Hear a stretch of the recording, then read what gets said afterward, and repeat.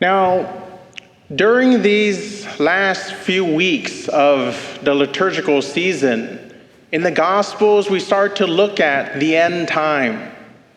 Last week, or the week before, was talking about the 5 virgins waiting for their master to come back.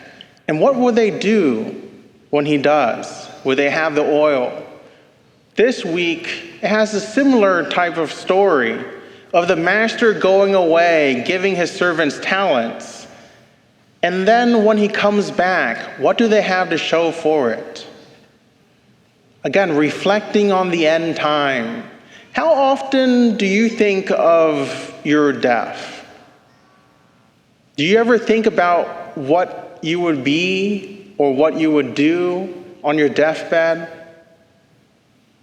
Or maybe what would you regret? What would you regret on your deathbed? What do you regret now? You know, the one thing I find interesting of people who have regrets on their deathbed is that it's never a regret of something they did. It's always a regret of something they didn't do. It was never a mistake they made, but the mistake that they never did it. It was a fear that kept them from doing it. That was always the regret, the fear. You know, in my own life, I've seen it too, a fear that kept me from kind of fulfilling my potential. Here's a story of, growing up. So I'm Vietnamese, if you didn't know. And so we grew up speaking Vietnamese. But I lost a lot of the language when I went to school because we speak English. So I was always kind of afraid to use my Vietnamese with my family because I kind of knew it, but I didn't know if I really knew it. And so I would just not speak Vietnamese at home. But when I went to Vietnam on my own, I realized I knew more Vietnamese than I gave myself credit for. The fear was no longer there because, either I use it or I can't. So I forced myself to do it. And I realized there was much more there than I expected. And it was really getting over the hump of the fear. In today's gospel, there's this master who gives the 3 servants talents. Now, first we have to say, what is a talent? Well, a talent is kind of similar to, say, like a gold or silver coin. It's a certain currency. And now he gives 5 talents to one, 2 talents to another, and 1 talent to the last. But each talent isn't worth little. Maybe today 1 talent would be worth about $1,000, so it's substantial. Now here, the last servant is the only one who didn't do anything with it. Out of fear of his master, he dug it in a hole and just gave it back to him. The kicker, what the master says, is that for those who have much, more will be given. And for those who have none, even what you have will be taken away. For those who have much, more will be given. And for those who have not, even what you have will be taken away. It sounds cruel, but it's kind of this paradoxical principle.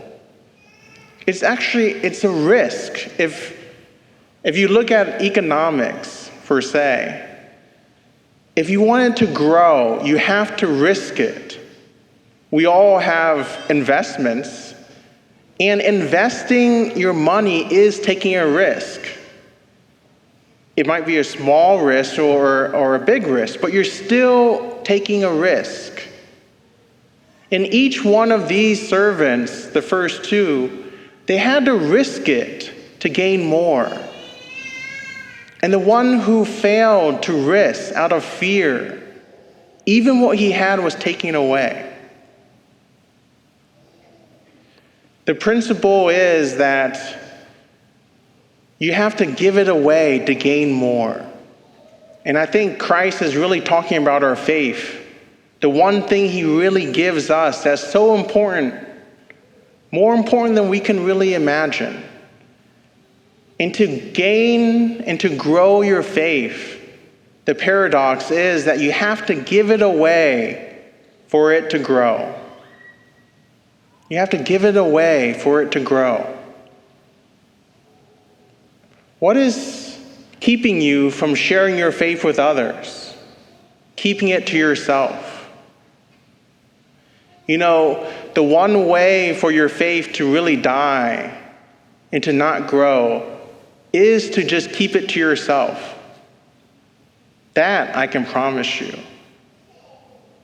But it's just like, say, look at your relationship with maybe your best friend or your spouse.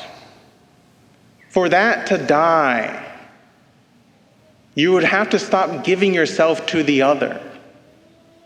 But the more you give of yourself to the other, the more really you get back, and it continues to grow.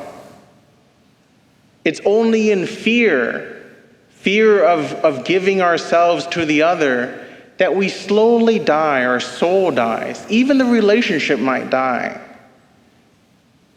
But it's the same with our faith. It's in giving that we receive. So, how have you shared your faith in your life?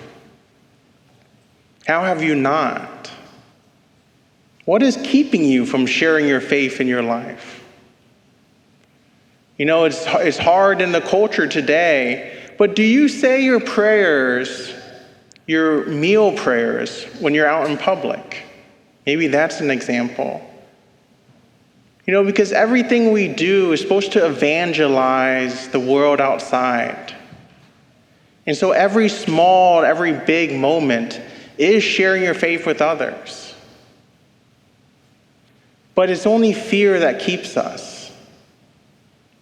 As you come before the Lord today, where Christ is truly present before you in the Eucharist, let us have the strength and the courage to acknowledge the fears in our life, to give it to Christ, so that he can give us the grace and nourish and sustain our lives, so that we can share our faith with others, and that he may share his life with us.